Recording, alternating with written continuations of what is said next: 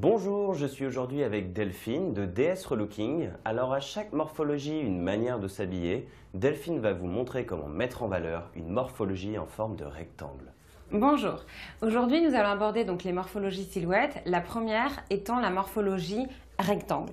Ici en fait nous avons la même distance entre les épaules et les hanches et la taille n'est pas ou peu marquée. Donc cette morphologie silhouette qui est un petit peu émacée, on va essayer de la féminiser un maximum en faisant apparaître des grands décolletés, soit des cols V, soit des cols ronds, mais il faut que le cou soit dégagé un maximum.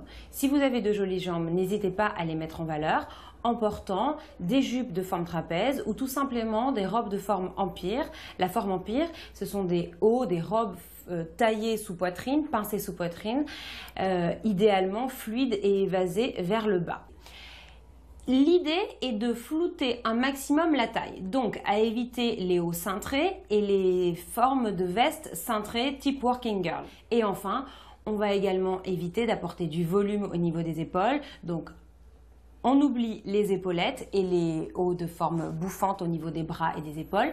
Pourquoi flouter la taille et que veut dire flouter la taille? Ça veut dire qu'il ne faut pas cintrer et mouler la taille, donc ne pas choisir des matières moulantes ou tout simplement des chemises ou des vestes de forme cintrée.